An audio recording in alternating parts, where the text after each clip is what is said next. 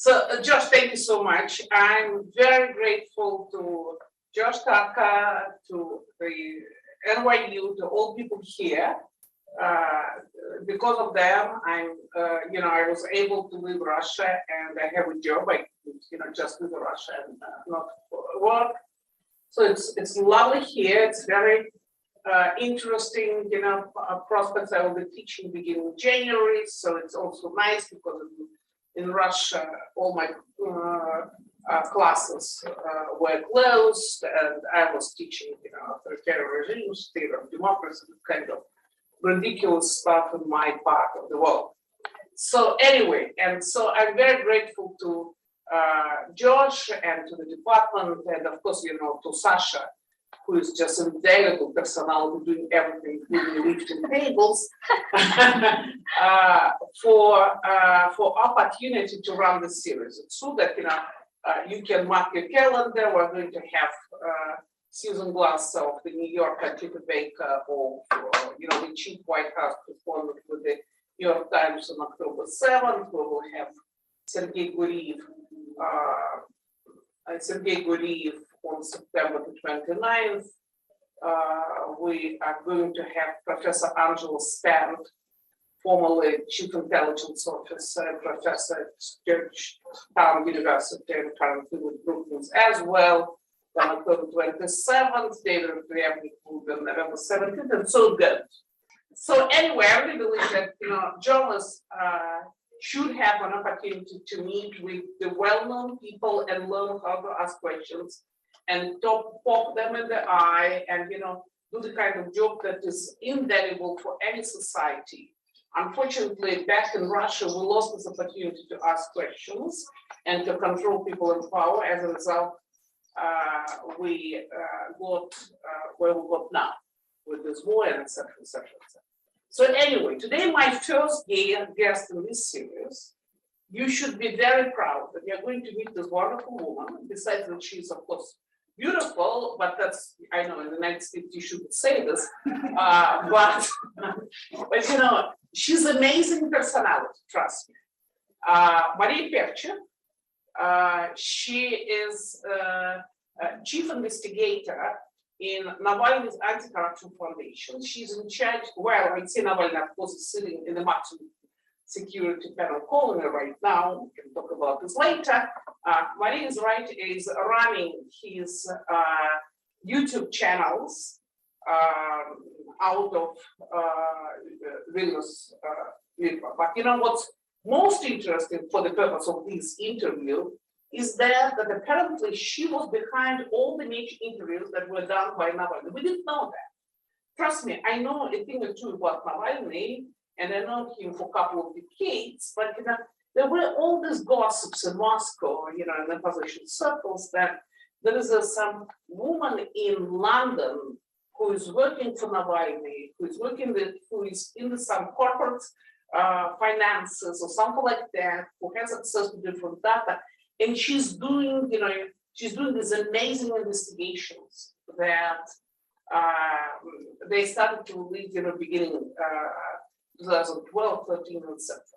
It's not that Navalny didn't do, himself something before, but the kind of quality of investigation that came when, everyone started talking about this young woman in London, it was just absolutely amazing. And we were guessing and gossiping, etc. And then when on August 20th, 2020, Alexei Navalny got poisoned in the city of Tomsk. As we're now well aware, he was poisoned with a military agent, Novichok.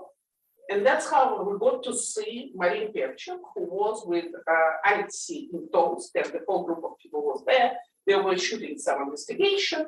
And so all of a sudden, when Alexei was, they got him to a hospital in Omsk. Somebody said, "Oh, look, this is this woman who is making this speech." So that was Maria Pevchikh. Maria graduated from the Department of Sociology of the Moscow University. Then she moved to London and she did her BA in government in the London School of Economics.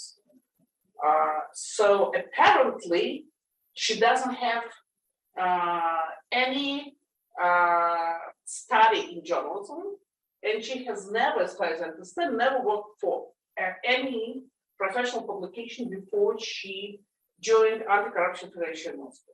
And I myself, to be honest with you, I'm very interested in this story because it is something that's unique. I've been in journalism for the last 45 years of my life. And I thought that I know everyone and everybody, and I more or less understand how people do what they do. And I did myself certain investigations. But the kind of stuff that Maria does, I just don't even understand how she does. It's absolutely amazing discoveries that she and her people in the Navalny's Anti-Corruption Foundation are doing. So Masha, tell me, how did it happen that you decided to do investigations? Wow. Right. Well, first of all, I would like to say You fell in hello love with whom? Mhm. You fell in love with whom? No? Okay. No. So first of all, let me just say hi to everybody. It's an honor to be here and to be the first in the series of wonderful events. I feel like a warm-up band before the real bands that are going to be here later. It's one of the first times I'm speaking at such establishments, and I hope that I will do everything right. Answering your question about how I got into investigations, I took very unusual political route. Essentially, Navalny has always been using investigations as a political tool. It was never about investigative journalism as a genre. We never tried to fit in. We never tried to copy Russian investigative outlets. Actually, we wanted to do the opposite. They existed back then, like Napata and Vietnamist did the thing here and there. They were very toned down. They would do, like Nova Gazeta, the amount of arguments I had with their investigations, they were just like, you should let both sides speak. You should be objective. You should do that. And me and Alexei, we decided to do it differently. If something essentially looks like a person is a criminal, we would say it.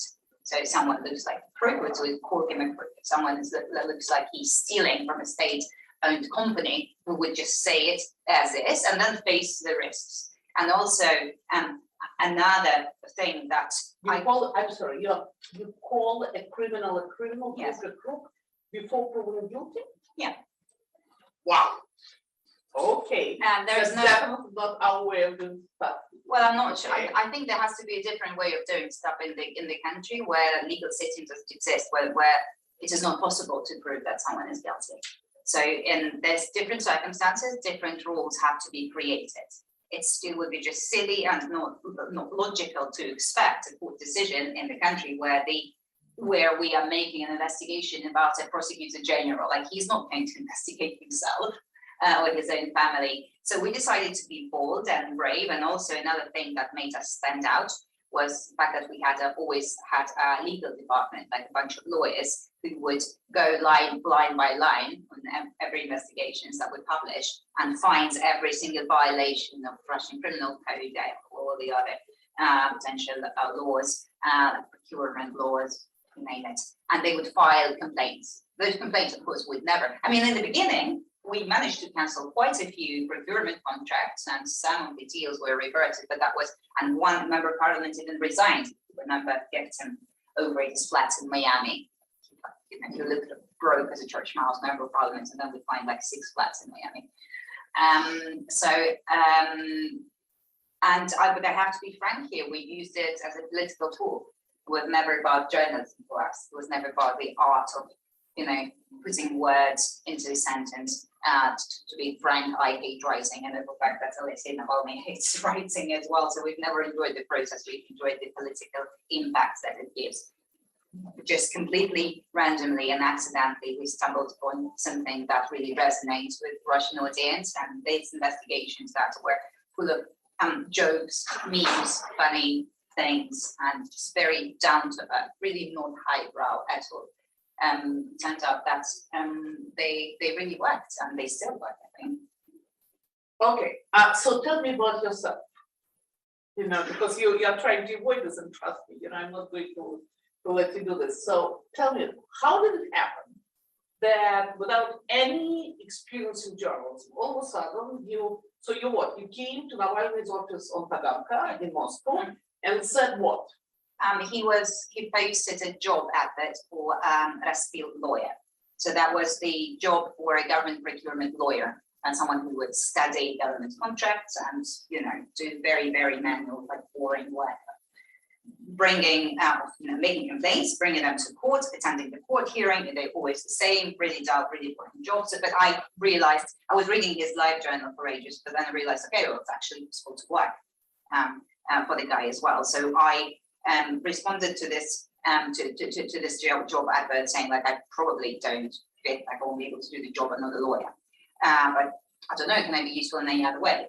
And yeah, I went to we met for an interview, and he told me I'm unfit for the job. Lvov Sobel, so those who follow us would know her. She's the one who got the job. Yes, but Lvov Sobel, she was a lawyer at Navalny's office, one of the first lawyers to join Navalny's office. She also was involved in several investigations, tried to run for the office several times. It's amazing to see how Yuba just grew over the years, because, you know, we called her a wooden politician, and, you know, all of a sudden, you know, she's just real good with people on the streets and with the crowd, etc. Okay. Yeah, so she got the job, and I got a very vague. As a lawyer. Yeah, she got the job. Okay. Yeah, and I got a very vague proposition of, let's do something cool. And that was the time of, well, Alexei just started his investigation into VTB Bank and the oil drills. So that was yes, and how they would purchase Chinese oil drills, but not the drills, but not directly, but rather through an intermediary company in Cyprus owned by VTB management. So the management would be benefiting from those contracts. So he started working on that, and I joined halfway through that investigation, and then helped finish it and helped figure out who owns the firm in Cyprus. And you know, one thing led to another. There would be something else. I started like with very, very basic research assignments. He would ask me to figure out, I don't know, say for example, there is a building in London that belongs to VTB Bank, Russian VTB Bank, and it was also purchased from Chinese. So I would study the history of that building. It was very research based. I can imagine this sort of job existing at a university. You know, you are giving a topic, you're giving a couple of days to figure out how things work. And yeah, then things just escalated. Sometimes, you know, when you're doing something that you are meant to do, that you are really happy to do, the pace of your progress is probably much faster than the organic route would be. We progress through this faster compared to if I did a degree in journalism or anything like that. And we weren't, Navalny's into journalists either, he's a lawyer. So none of us were, you know, constricted by any rules or, you know, things that we were taught at university. It was very intuitive. And then I think we've done from 2007 to 2013, we've done a couple of small investigations, like about, very simple, just property register. Nobody knew how to do it back then. So this is why we were so. How did you know? Well, you just like Google Miami property register, figure out how it works. Sometimes you can search by name. Sometimes you can search by address. In different jurisdictions, different states, it's different jurisdiction, every county within a state, it's different. Then we would do same for London, then we would do same for France, figure out here and there, and then just like it's nothing. We've never had any insider knowledge or anything like that. Our investigations up until 2018, probably 19 even, they were completely open source public, and just people had no idea that those sorts of databases existed, that it was possible to get access to them, and this all was very, very new. And we just like capitalized on that. And then YouTube started. Why did Navalny trust you with the job? I have no idea. He didn't. No, I'm serious. You know, it's very interesting because he already was frequently in jails. So, he knew that FSB was trying to implant different agents around him, and basically we all knew that, the most radical groups were infiltrated with the secret police agents. Yeah. So I assume that we have to be very cautious. So, I hope that did you have a reference? A reference? No?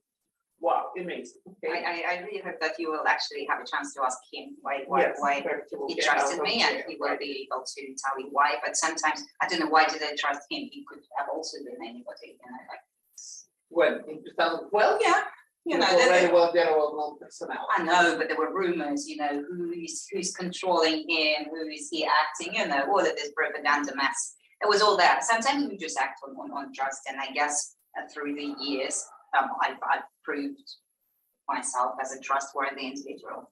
Right. So, what was your first independent investigation?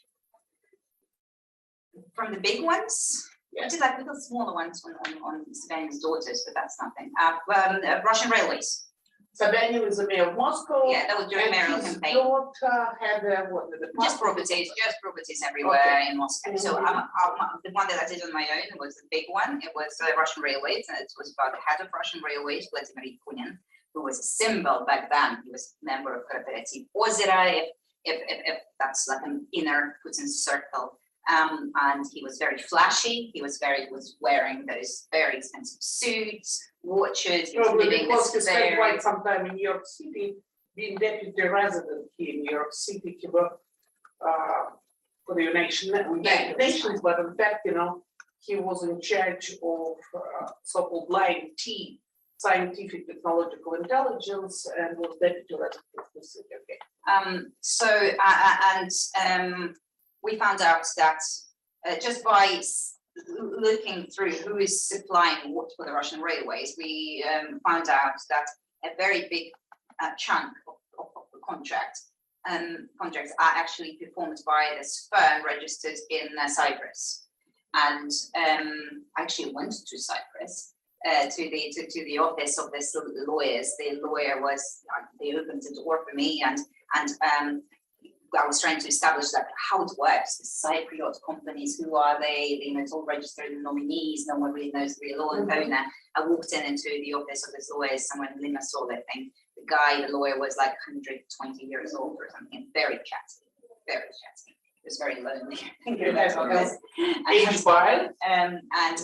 So he just spilled the beans. He was like, "Oh, we did this, we did that. You just pay us." So I pretended that I wanted to open an offshore account, and I don't want my name anywhere. And he said, "Okay, like $200, we'll do this. Then you pay me 10,000 a year, and I put my name instead of yours on the records for the beneficial owners.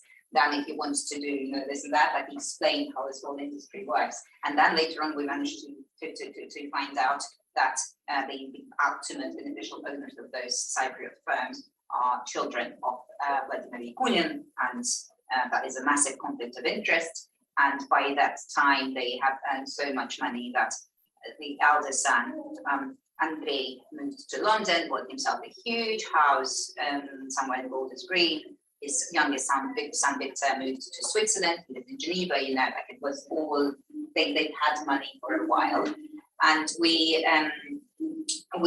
I remember drawing this gigantic spidergram of those companies and Russian railways and all of that on a sheet of paper, essentially, many sheets of paper kind of glued together. I brought it back to Navalny and said, "Look, that's it." And he worked on the investigations a lot. Like he is. If anything, he is a very, very tough editor. And then he would always say, "Okay, this is not done properly. You have to reinvestigate and prove," and all that. And we published a Russian Railways investigation on the day of his arrest on Herakles, because we just didn't want this arrest to go, unnoticed. There was always this power struggle. When they do something bad to us, we always have to respond. See Putin's palace, for example, many years later. So we expected that Navalny would be arrested on Herakles case. So I think on 18th of July 2013, we just dropped that one, and that was I think it was the biggest investigation in the industry. Like newspapers won't do this scale of it, just won't do. We can't really fit it into a couple of just a couple of pages. So yeah, we were shocked at near scale. Did you have a peep? Did somebody peep you? No. So, but how did you know where to go? How did you find out that Yakunin's son had a house in London? I think we started with, we were doing other thing on the side back then. We were also, it was pre-drone era, so drones didn't exist back then. So we hired a guy who would fly something, I don't even know what it's called, the thing with like a parachute with a propeller, that's the paraglider, I think that's maybe the word. And he would fly with a camera, with a big camera holding out in his hand over expensive areas in Rublevka and similar areas now, like in the Moscow region, and just take pictures of everything he sees. And then he would give it back to us, and we would, using land register, check what's what. Okay, we see this building, we'll look it up, okay, that's that guy. And during this sort of exercise, we flew over this area where Yakunin lives. Chemizov lives there as well. Like it's big, like quite a big chunk of like people live there together. We found Yakunin's house. It was very impressive, and I think and the logic was just let's look into him. And here we were, and that we started looking into him. Listen, so that was before drones. Yeah, it was before drones. Because basically you were the first to start using drones. Yeah, as a real investigation. Yes, but before that, we used a real person, and each time he flew, we would go with. He wasn't independent of us. Like I would drive him to the field, and he or my colleague Yevgenia Albats would do the same. Like we would stand there, like freezing, watching him and fly. And every time he did it, it was just like a micro heart attack for me every time, because what if they shoot? Like, what if something goes wrong? What if the security person decides to just take the rifle? And so it was nerve-wracking every time. And he almost collapsed over was it a Tiger's house, and like we had to Procurator General. Procurator General. Yeah, like we had to retrieve him from like a snow in the middle of a field. And you never got caught by, because these kind of dachas, they usually control, but they are usually guarded by the people from the special department of the FSB, for so. I mean, we would get sometimes caught, but then what can we do? They would just tell us But even when you had a guy flying over the dachas and there was no control of the skies, unbelievable, Sometimes, I feel like we live in different countries. I mean, we still fly drones over those places. Now they have more control because they have like all those anti-drone equipment. But back then in 2013. Tell me, they, Albats did amazing investigation on the former president of Russia, Mr. Medvedev, who was intermediate president between two Putins. You also, you did, this drone shooting of, so, and everybody kept asking, wait a second, he was the former president. He was still under protection of the Federal Security Office, Federal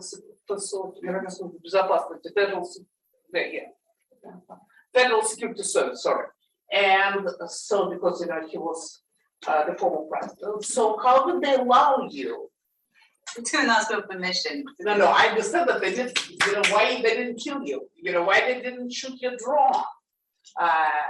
It's not me who is asking. I know the answer, but there were time and again this kind of questions. They were brought about on the web, and people were asking. So why did first of all Federal Security Service allow you to do this? Again, just to emphasize, they didn't allow us to do it. Russian secret services. Services. Still alive, so they did. Russian, they tried to kill Alexei, so that's right. That's right. There are Russian secret services. Anybody who's seen Navalny, the movie, the documentary with that, Russian secret services are pretty shit. And there's corruption and negligence and lack of professionalism within the Russian security services. They convert into things like that. Medvedev is nobody. And but there is this Russian TV presenter and a YouTube personality who keeps on believing that it's possible to fly a drone over Medvedev, and he says this is why our investigations are. But people tend to forget that that specific residence that we filmed, it wasn't even his official residence. It belongs to oligarchs, to a firm that was sponsored by his son and someone else. No, but the guy who owns one of the biggest gas companies. Yes, so okay, Medvedev lived there, but how would you request like proper protection and security services if you are living in a house that technically belongs to an oligarch? So that's not state residence. So it's not protected by FSO at all. So filming Medvedev wasn't even like we did it with a commercial drone that you can get like in an AIM shop. But we did film official residences as well, like Putin's residences. We filmed Putin's palace. Okay, that's not official, but we filmed Valdai, the residence up north towards St. Petersburg, which is acting one of my favorite Putin's residences where he spends time. That's where he has massive construction, so he invests into there. And that's probably after Novoderova, that's the second biggest and most important residence. We flew the drone over it last year. I believe he has something like 18 residents all across the country. And again, it was still possible. Now it's possible with technology. You can upgrade your drones, you can hack them, you can make them avoid the anti-drone equipment and ignore it. So there are ways to do it, and also anti-drone equipment is not perfect as well, as we found out when we were filming Alexei Miller in Rublevka. That was difficult. Alexei Miller is the chairman of the Gazprom company. He built himself a palace which mimics Versailles. Yeah. And so it is absolute, and that was the second one.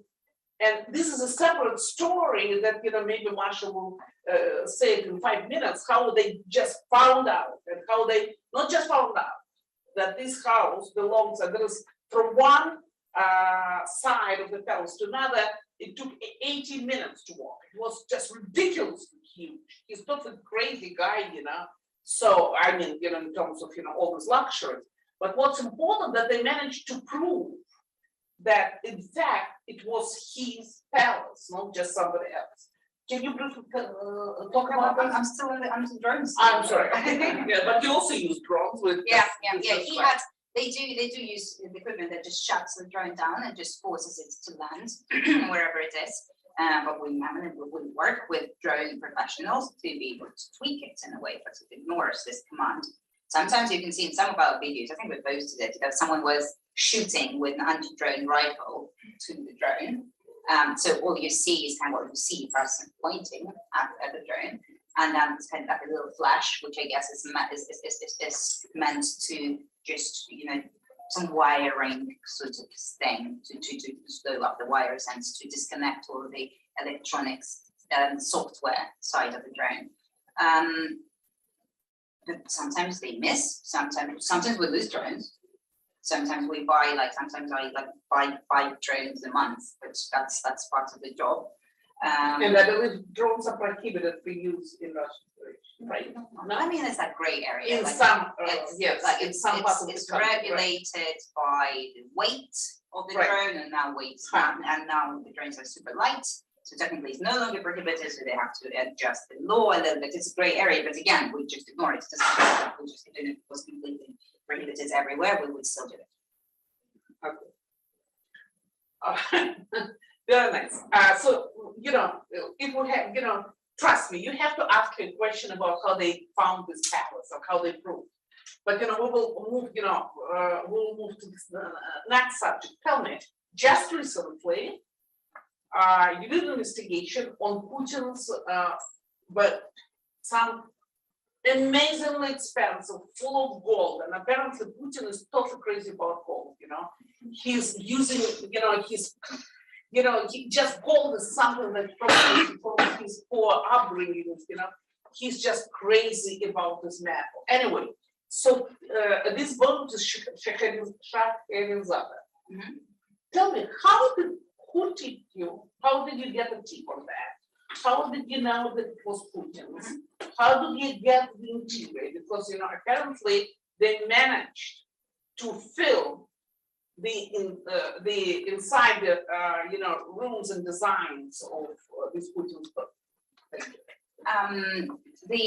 This yacht, it's called Scheherazade. I'll tell you a secret. If the yacht is within top 50 size-wise and value-wise in the world, and it's being built from scratch, people will know. It's like, I don't know, when in London they were building this skyscraper called Shards, people knew, like you can see, people know they work in the industry, that something big is being built. I'm sure it's the same way in New York. So same principle applies to the yachts, to the yachts, and probably, airplanes, sometimes private jets, sometimes. So we found out that something enormous is being built when it was not even half done. So we knew that there in Germany, this Larsen company, very famous shipbuilding company, that they are constructing 10th most impressive yacht in the world. And that was it.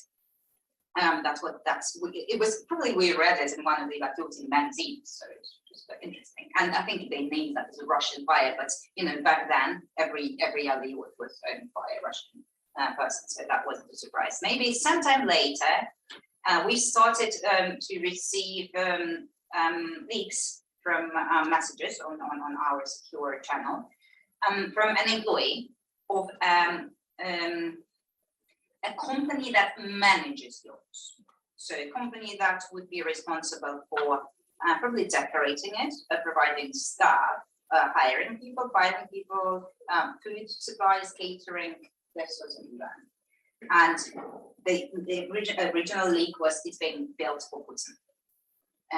Me and probably back then, Alexei was still around back then. We and my colleague Yevgenia, we probably just had a laugh because whenever foreigners see anything big and flashy, it takes yeah, sure. Of course, it's stupid German. So Putin already has it. Looks like and it's pretty good. Like, why would he have another one? And then we started to get more and more of those. Then, in the end of the day, crew member has emailed us. That crew member worked on, I think, on Medvedev's yacht before, because I have shared sort of infrastructure there. And he said that it's definitely Putin's. We are building everything according to his requests.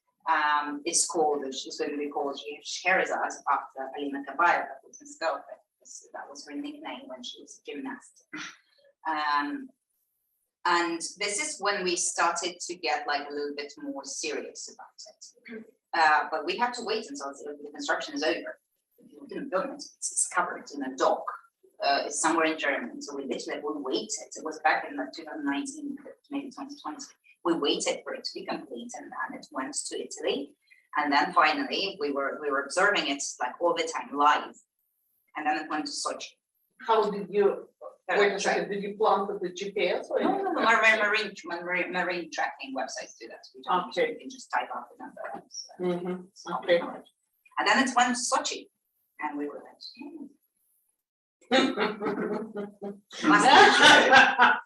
because why else?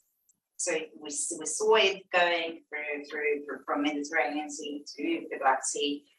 It's parked pretty close to Putin's residence, which of Pevchikh. It was parked in a very, very specific part of the port, which is controlled by the Federal Security Office, by FSO. So we can have everything pointed at this, but we couldn't prove it for more than a year. Then it was just, we have loads of stories like that just right now, that are just sitting there, and we slowly, maybe one day we'll publish them when we have a little bit more. So it was one of those stories. And then when the war started, I think New York Times published a You big, mean this one? yes, this one, Okay. published a big piece on Scheherazade, saying similar things. They had sources somewhere, like they kind of did it, they managed to confirm a little bit more than we thought we knew. And at this point, they started to arrest and freeze assets of sanctioned individuals abroad. And then this was the day when we sat down in the office and we said, okay, well, we have to prove it because we can seize it. That's perfect. That's personal Putin's vote. We have to prove it. And we sat down one evening in Vilnius and just tried to think like what would be the way of proving that Putin actually used it, or like I don't know, that it was being done for him. And we couldn't figure out it for a long while until we asked, until our source, together with pictures, he sent us a crew list. So it's a list of members of whoever was on the yacht on that day. And we went through this list, everybody that were Russian, and we just decided to check every single person. There were about 50 people. And as we were going down the list of crew members, using all of these apps that, that can trace you and tell, your car registration plates and things like that, this dark, black, gray market sort of apps. And we were going down the list, turned out that one is working for the Federal Security Office, second one, third one, fourth For one. FSB, for the Federal Security Service. Yeah, and then we checked their plane tickets, and it turned Wait a out that second, and they were on the app and under their own names? but these are like their security guards. Right. I mean, why not? Mhm. Their description would say военная часть 28-310 something, which that Military, units, военный check, what would be it's like military units, something, like number 29 was 0. Then you Google that military unit, and that military unit is Federal Security Office. And then you Google more, and you find out that it's based near Sochi, residence of Vladimir Putin. So that specific military unit is responsible for the maintenance of Putin's residences. And then, we checked how these people were entered in other people's phone books, also through an app, and it would also be like, oh, episode. And then it would be like sometimes they would have a description like security or like catering or something like that. So they call, and then we checked their plane tickets, and it turns out that all of them would just on one day randomly from Sochi take up and fly to Italy, and then come back, all of them together. Okay, it could have been like a shared holiday that you take with your colleagues, but that's basically like it was work. So like about 30 of them would be every time they would be flown to Milan or neighboring places in Italy, and then they would have a week or two on the yacht, and then they will be traveling back to Sochi to their military units. And this is the way, so by proving that everybody employed on that yacht are Russian government's people, they are civil servants, military people, we managed to prove that this yacht cannot be owned by an oligarch, because that was an official version. The official version was that how would Hudaynayev have access to? It's not within Rosneft, right? Well, he was, yeah. Mhm. Yeah. So how would a retired oligarch have access to presidential security service? Yeah, and Scheherazade almost managed to get away. Even after our investigations, there was a point when it was ready to sail, and I think this is when Italians panicked. Because they obviously leaked the story to New York Times again, saying that in 48 hours, the Scheherazade is ready to go. And it still wasn't arrested. My colleagues then personally flew to the port, and they were trying to protest there, meet someone, talk to people. And then I made a huge scandal on Twitter saying it's we have hours to stop it. And it was Friday evening. Or Thursday evening, so for 24 hours on Twitter would be just anybody who can do it, anybody who has access to the financial police in Italy, we have to pull their restraint. And then on Friday evening, 24 hours later, at 11 p.m., financial police of Italy releases a statement that Eduardo Hudaynayev, who the nominee owner of that, has been sanctioned randomly out of every process, out of every cycle, just one person, and that allowed them to freeze the vote. And now, as we know, there is joint investigation in Germany, Spain, and Italy, I think, and they have confirmed who paid for it. The money was collected by Pevchikh, Timchenko, he was a guest at oil dealer. He also, first major threat intelligence, of course. Yeah, now they're just going, so they confirmed the value that without just the major works plus some major interior works was 600 million euros. So so that's like without badly and vases, without decoration, but with refurbishment. Yes, so 750 million dollars. And so it's probably close to $1 billion if you add everything up like that. So yeah, and now it's being frozen, and I really hope, that it will be confiscated, sold, and I don't know, the proceeds would go to Ukraine or something like that. So at least there will be some use out of this boat. How do you get, the pictures of the interior design? We didn't. It was the sun. What? It was the sun. The really? British sun. How did they get? No idea. I would love to ask them. We had 1 or 2 pictures from inside. They weren't that flashy. And we had our source, the crew members, saying that everything inside is like super golden, like elevators, golden, everything is golden. And then there is like self-stabilizing pool table. And then there is also a dance floor that converts into a swimming pool, which really resembled aqua discoteca. Yes, in Paris. I was just like, yeah. So I have personally edited all of this details out of our video, saying like, to my colleague Georgi, no one will believe us. Like we cannot, like we don't have pictures, we cannot just quote a source. What if the source is fake? What if he's making it up or exaggerating or something like that? I'm not going to write that everything is made of gold. This is just stupid. So I've edited it out with the film, and then with the video, and then 2 days later, the Sun, British tabloid, publishes pictures of everything being golden. And I was like, oh, I'm like my biggest failure as an editor. Like I'm just quickly, I should have just said it. This is very impressive, Masha. Very impressive. Okay, so, but I understand that we have to turn to the questions, right? Up to you. We can keep going back and forth. Tell me, guys, would you want, because I have questions, but if you have your, if you want to ask Masha a question, you have an opportunity to do it now. Or either I will keep going with my question. So just tell me how. I would love to answer questions. Yeah. Okay. I'm just interested in what you're thinking about current situation with Navalny. Okay, we'll get to this. Do you have a question regarding the investigations? I'm sorry, I don't see you. I'm sorry, that's why. Yeah. So, are you at every Can point you in time? please, I keep people, if I don't know what they, and I can see from here. Okay, I'm Shankar Satyana, okay. Department of Politics. Okay. My question is, are you always evaluating the risk to you of them doing something to you? And at what point do you not care? I don't evaluate it. It's a decision that you take once, and after that, what's the point of coming back to it? I have seen my boss dying in front of me, and that makes it very vivid, the risks associated with this.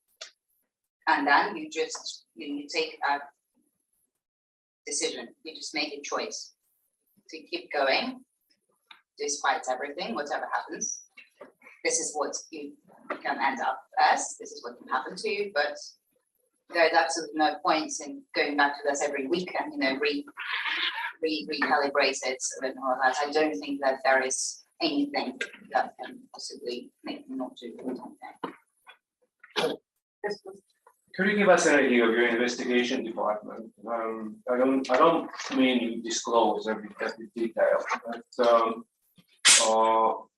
are these people just enthusiastic volunteers, or you hire high caliber professionals to do the investigations? I almost don't want to answer that question, not because I don't have, but not because it's a secret, but I just don't want to discredit ourselves. We're really not that fancy. I've worked for 11 years, and for the majority of this time, for like 9 years, it was just me and one other guy. It was 2 people. Sounds great. Yeah. Department. So that was the department. And now recently, about a year and a half ago, I've hired one more professional investigator, ex-journalist, like he's not really journalist, so he's job. And we have an intern. So now it's 3.5.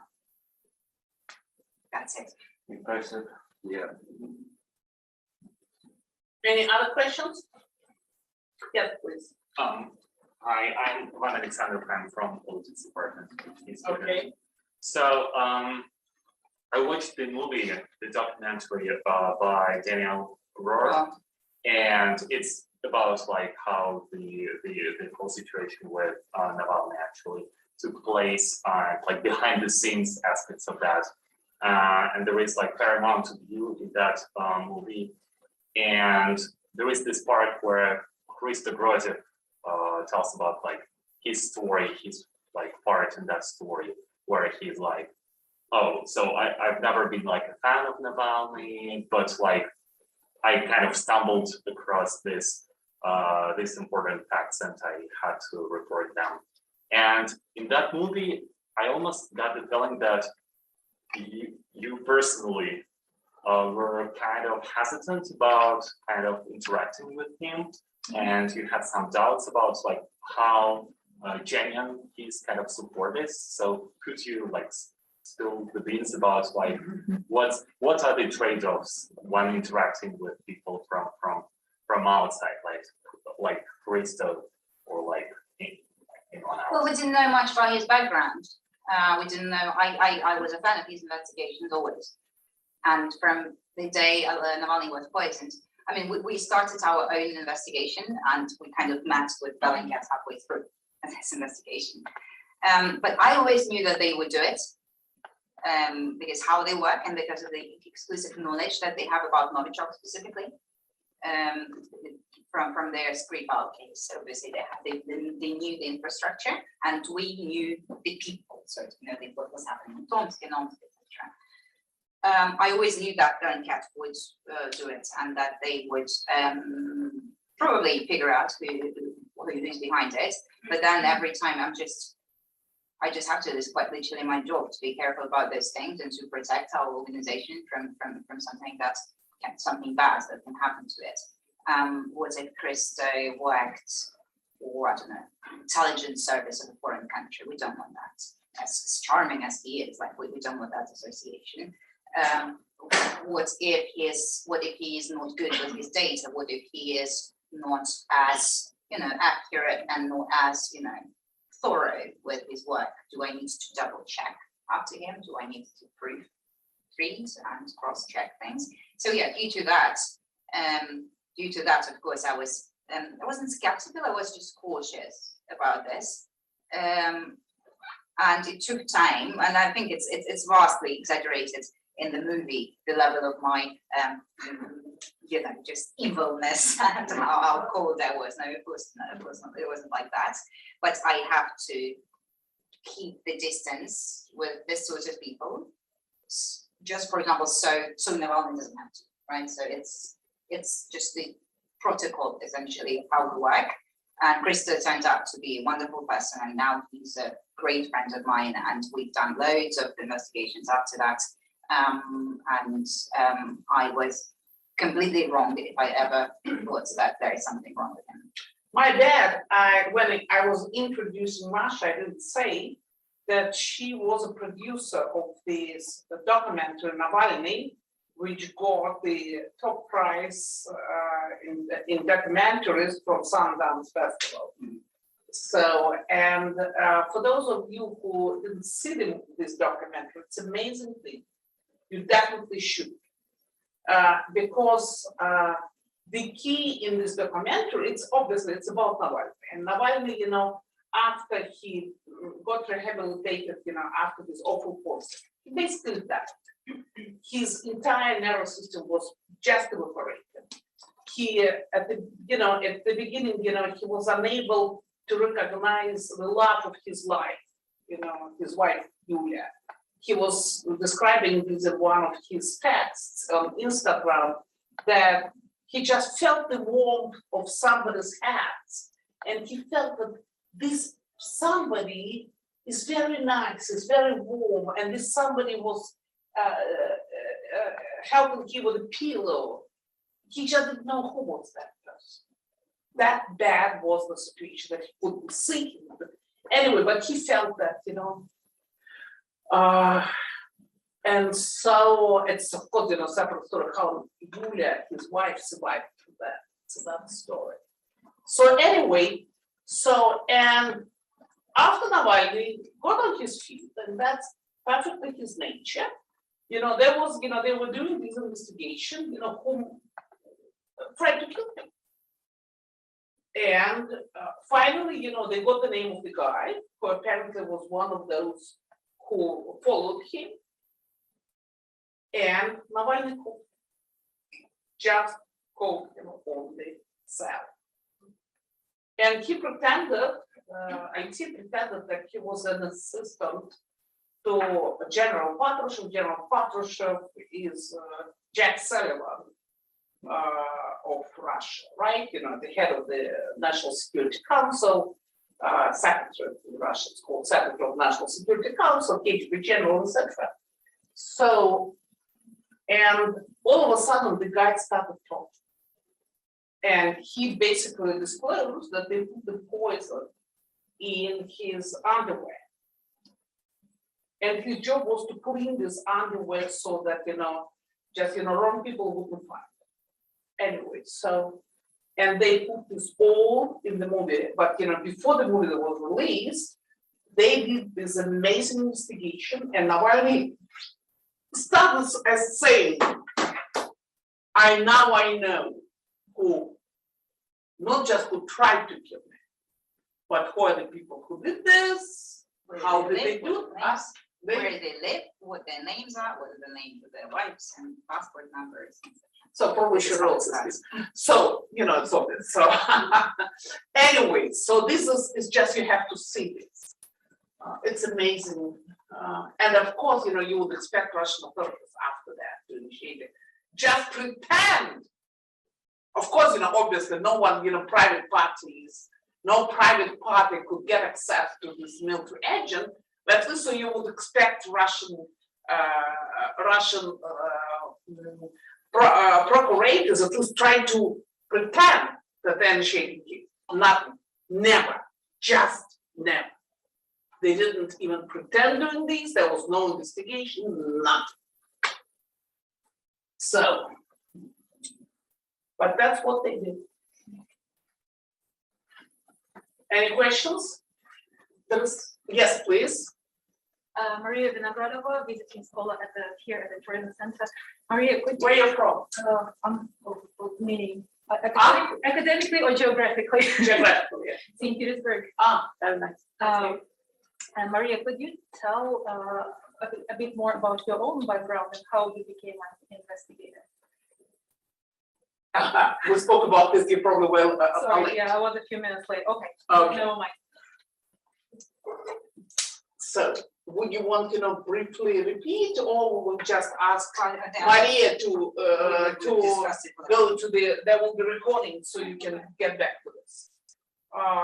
There is a question from somebody by the name Igor Timokhin. Should we expect new investigations like Gazprom, Dimon, and Putin's palace? Yes, very soon. Yes.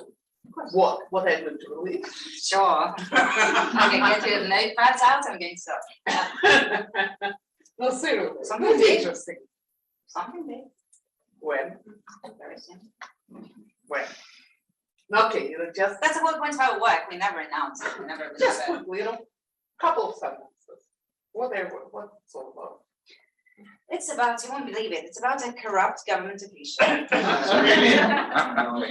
spent the entire life in government service, not a day in business, not a day anywhere else, and made money through very serious conflict of interest.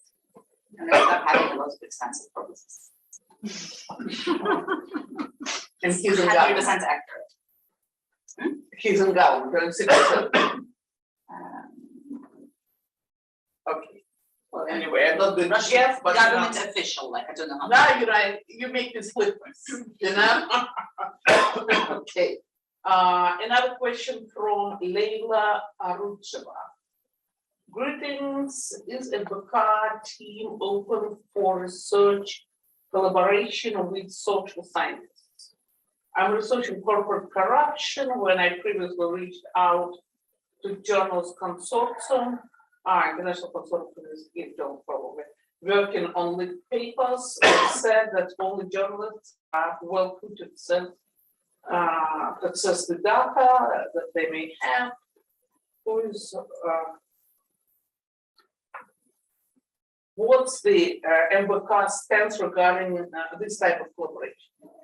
Well, we don't collaborate with consortiums. We don't have access to the final papers and anything like that. And with social science? We've just never done it. Okay. So you may give a try, but trust me, you don't have a luck. Okay, Anna Pevchikh. What would you recommend a recent PhD in political science, looking at election and intergovernment subsidies in Russia, to focus the study on? Smart voting. What is needed now in their area of Russian studies? On smart voting, I would recommend a PhD student or recent graduates who's interested in electoral politics to write a thesis on smart voting, the strategy that we've been pursuing for a number of years.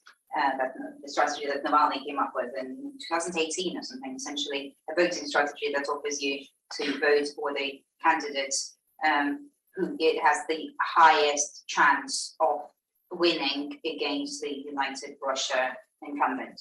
It's completely mathematical, and that way we managed to get elected so many members of local parliaments, and it's a very effective strategy against the ruling party, and they've been fighting against it so much that Russian government somehow managed to convince Google to take and Apple to take our app down, simple app that tells you who to vote for, gives you a recommendation based on your address.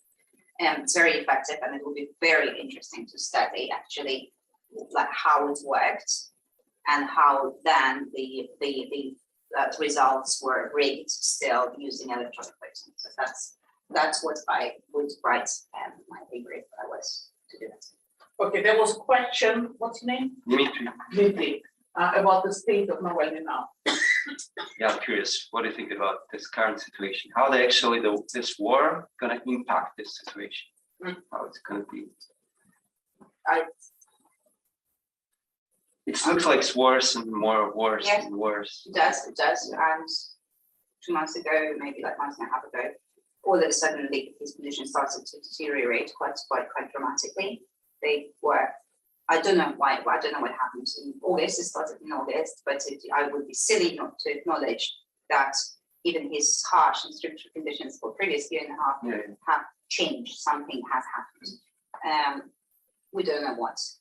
We don't know whether it's a response to, the war didn't start in August. Do you still have any insight on that system to get some information how's it actually? No, they cut off all connection, all communications. He's sitting in the maximum security panel colony. How on top of that, we were, I was trying to find out what's the English for that. There is a system which is called SUS, строгие условия содержания. So inside this maximum security panel colony, and his entourage are people who committed a couple of murders. So he was sentenced to this strict ways, I don't know, of detention, so that in his previous penal colony, he had four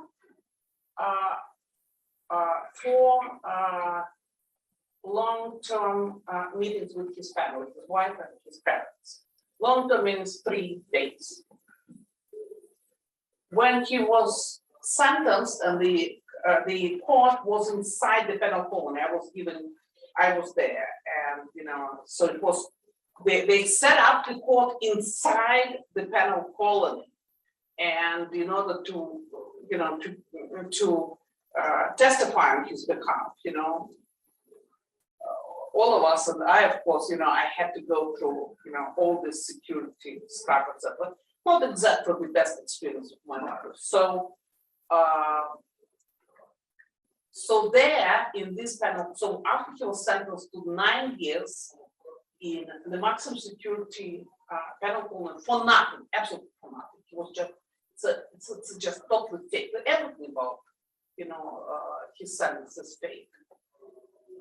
He was moved to this penal colony, strict penal colony, and now he had 3 long-term meetings with his family, and also his ability to receive parcels with food because they're hungry all the time. They can receive one, in his previous penal colony, he could receive 4 parcels worth 20 kilos. And in this new, in strict maximum security penal colony, 3 parcels.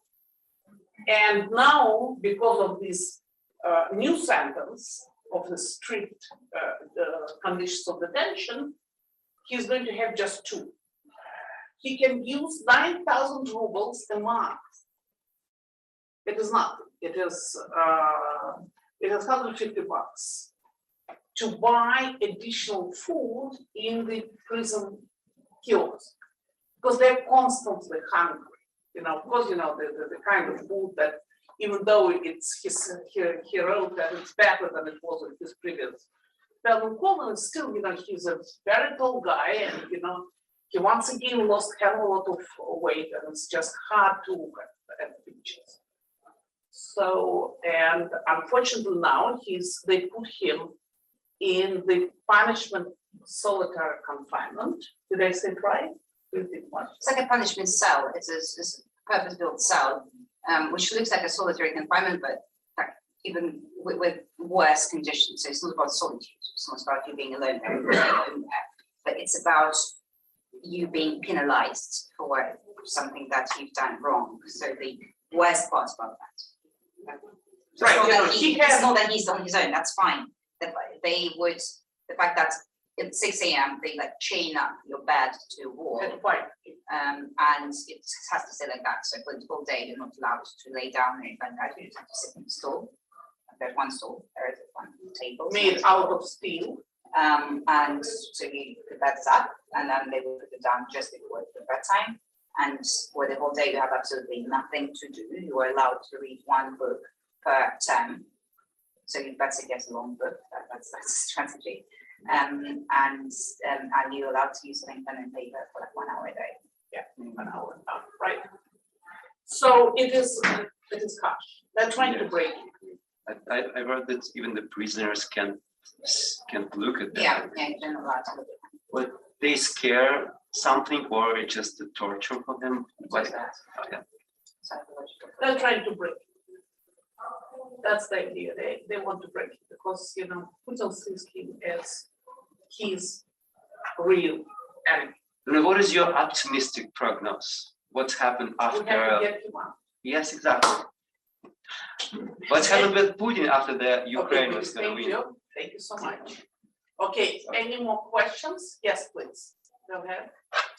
Hi, I'm Miriam Elder. I have 2 questions. You can decide if you want to just answer one. But the first is, have you ever had any indication that people from inside the Russian government are supportive of your investigations in any way? And then the second question is, has the war in Ukraine changed the way you think about what to focus on with your investigations? The answer to the first question is no. These people are not very keen to talk to us and communicate with us. We're being seen or associated with us. We don't have any sources inside it. And the war, yes, the war has changed our investigations a lot.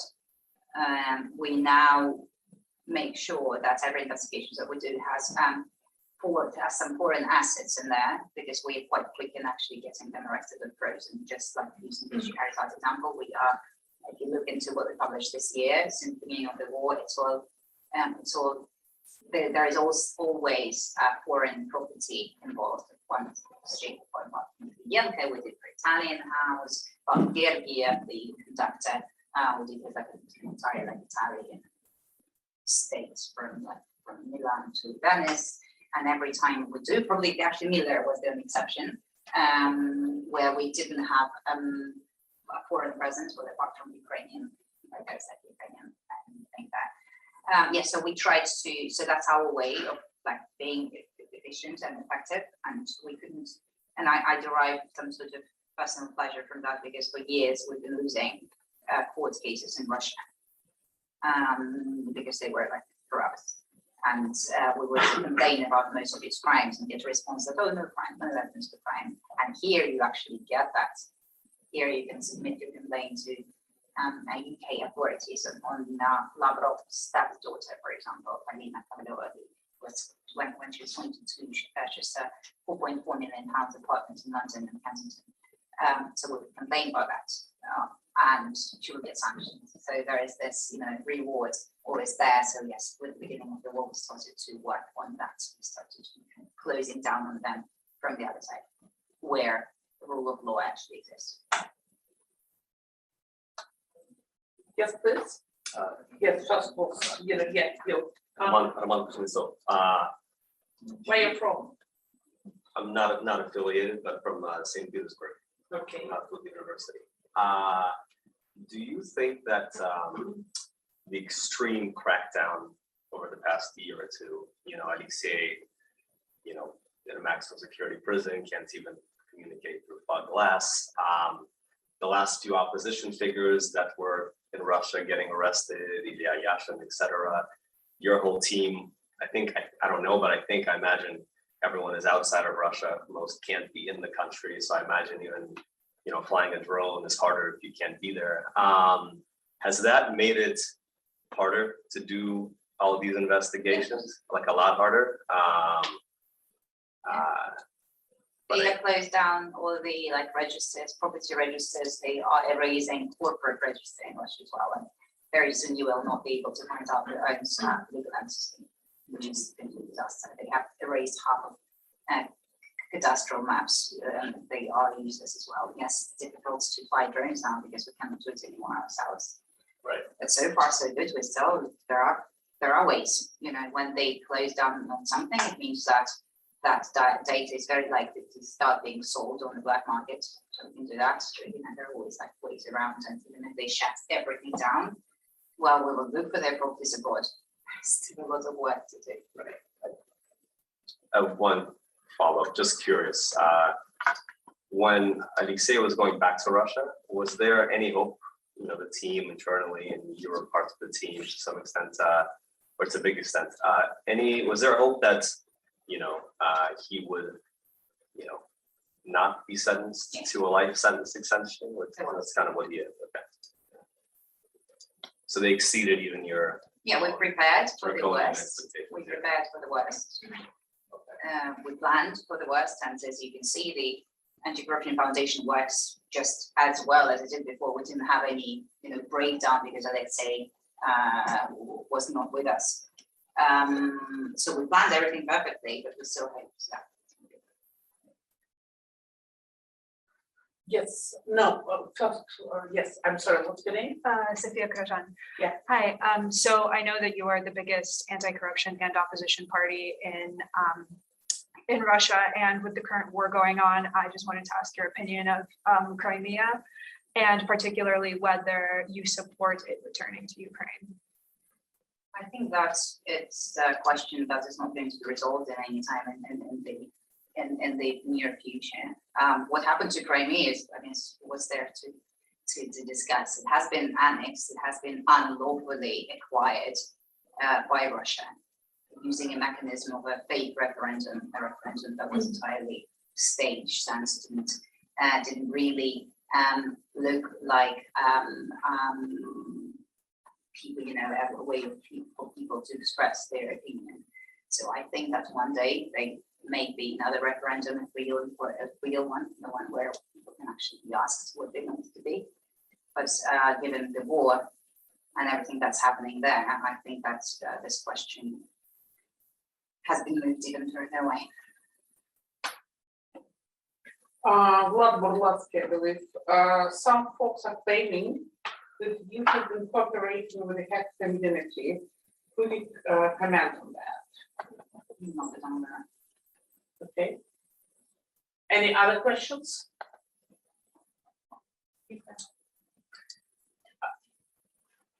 I'm sorry, yes, please. I just, I don't see because of the call, sorry. I'm so sorry. Barbara Chinella, I'm not affiliated with the university. Do you feel that how is the interest of your investigation changes throughout time, and what actually spikes the interest, and how it is right now? Because we all feel that the interest towards Ukraine is declining, the interest towards Russia and Navalny has been declining for quite some time already. You have the back-end data of your views, etc. How is it now, and what do you want? It's not actually that bad. I was scared that because Alexei was the face of our investigations for the whole time since YouTube existed.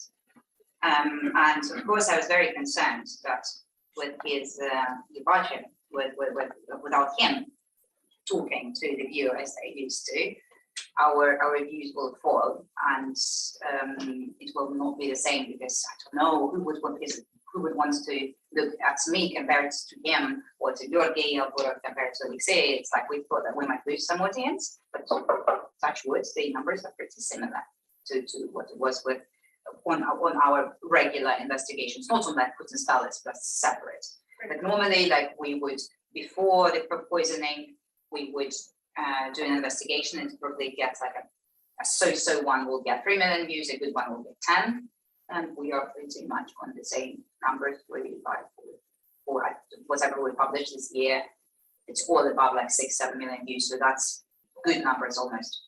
Right. So, with I guess that's that genre, it just doesn't die.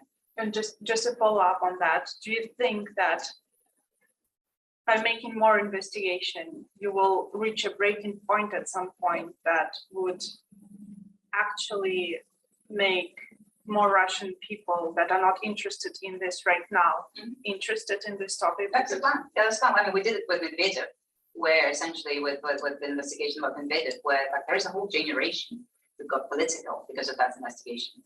They work for us now, or sometimes they just chat to me in the streets and say, "Oh, I got into politics after watching that investigation."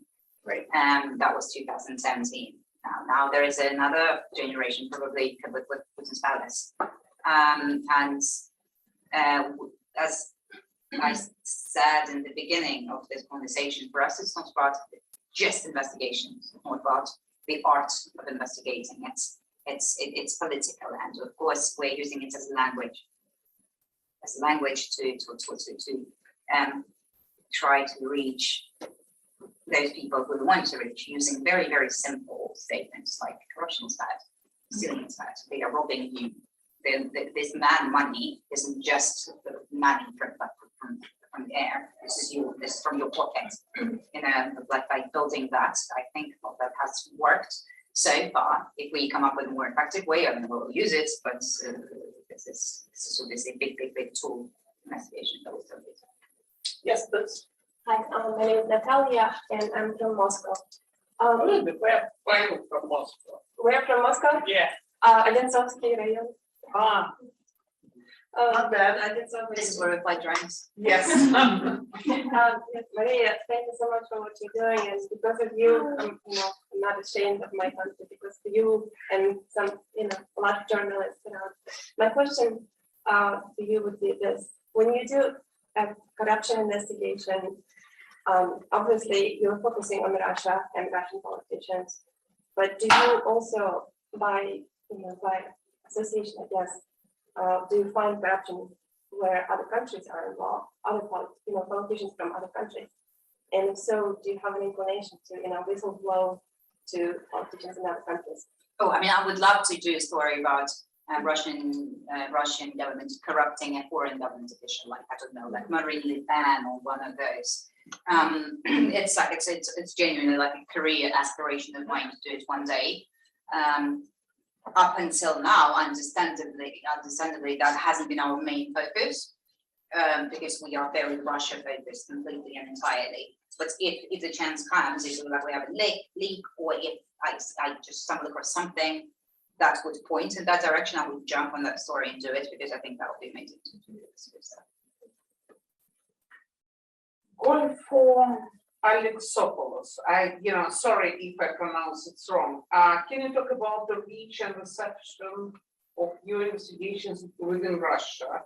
I know that your videos have been viewed by tens of millions of people, many in Russia, but what challenges do you currently face in getting your work out to Russians living inside the country? Nothing specifically, YouTube is still fully accessible. It's only our audience attention and focus that we are fighting for. But sometimes our investigations are more, popular. Sometimes they are watched less. So it's very much up to us, really. Obviously, we risked a lot by continuing to publish investigations as the war started. So we decided to. Everybody would telling us just shut down. This is not a good time for investigations. Just don't do it. That's pointless. You have to just talk about war, and we do talk about war non-stop. So we opened a new YouTube channel where we started broadcasting like 7 or 8 days before the war started, and we haven't stopped for a day up until the day. Every day, from 7 to 9, comes rain and comes shine. There would be my colleagues sitting there reporting about the war. And at some point, we were the only YouTube channel that covered the war when Ukraine was shut down and FM Moscow was shut down. That's we were the only But ones we were standing. still doing this. Please, we are not reporting, we are providing opinions. It's a little bit different, but we have, no, we're not going to argue about this. Okay, Jelena Lesintseva. I'm sorry once again, I can pronounce it wrong. Maria, what is the further fate of the court case with Deripaska? Can you appeal the claim? This bold case? Oh no, he's just suing me for libel. He wants me to delete investigation about him and Lavrov interrupting Minister of Foreign Affairs Lavrov, and he wants me to do that. He wants me to apologize. It's not with this No, with in a way, it's with Lavrov. Okay. But it's the same principle. So he was using the same yacht that he used to take girls out on trips. with the assistant to the president. Yeah, so he did the same with Lavrov. Yeah, I can do the same. Yeah. Honestly. So he wants that deleted, so he's suing me and he wants me to do a video apology. I'm not going to do that. So they're going to arrest me and whatever, like all my belongings in Russia. And he wants me to pay, if I don't, for each day I don't delete the video, I will need to pay $1,000. 1,000. Yes. That's it. For each day. Each day. Yeah. And what's the total? Well, it hasn't, I don't have the court ruling yet. Okay, so what he's it's asking. Yeah, I think it's the 20th. Oh, it's tomorrow. It's tomorrow. Okay. What's your opinion, Igor Timokhin? What's your opinion? Will someone from Putin's close circle try to repeat the way Pavel I was finished up someday? Okay, Pavel I, Catherine the Great's son, who was suffocated with a pillow. But we usually say that he was killed by the white cat. Yeah, so that's the question, whether people will be killed with the white cat. That's basically what it comes down to. Well, I'm not going to do it. I don't have access to it. And I have no way of. I think it's a bit of like a waste of time to try to weight probabilities. What's going to happen? This is going to be a palace coup. It's going to be a revolution. This is going to be General Zolotov turning, I don't know, away from him, or is going to be head leader. It's like, will he just like choke on his porridge tomorrow and die? Which is also like a possibility. There are so many ways he can go. I don't think it's very productive to discuss whether there is an insider who can try to kill Putin. I think if there was, he or she would have done it by now. So probably the answer is no. There's no, but like I don't think that we should really like obsess about this. It's going to happen one way or another. It will be gone within our lifetime. Okay, We'll probably, we have to, to round up this, but, I want to ask you. On the one hand, it's clear that you are very interested in getting the information out, especially information about the corruption of the governmental officials. At the same time, you say that you have a political agenda. Yeah. Is it to say that you would want to go into politics one day or another? Would you run for elected office? Probably not. So you're not planning on going to politics? No. Not right now. So you will keep doing the investigation? I could do it in a different capacity, Like, I don't know, with a proper capacity of the resources, and actually being able to prosecute people for what they've done. I'd do that. So I'm more on that side. Like I'm not sure I have this. You have to have a certain number of personality traits to be able to run for an office, to be likable for the audience, to be able to engage your supporters and things like that. I'm not sure I have it. But at the same time, I'm sure that I have the stubbornness and attention to detail and passion for revenge that is required. That is required in the beautiful Russia of the future. right, okay, good luck. Thank you. Thank you so much, it was marvelous.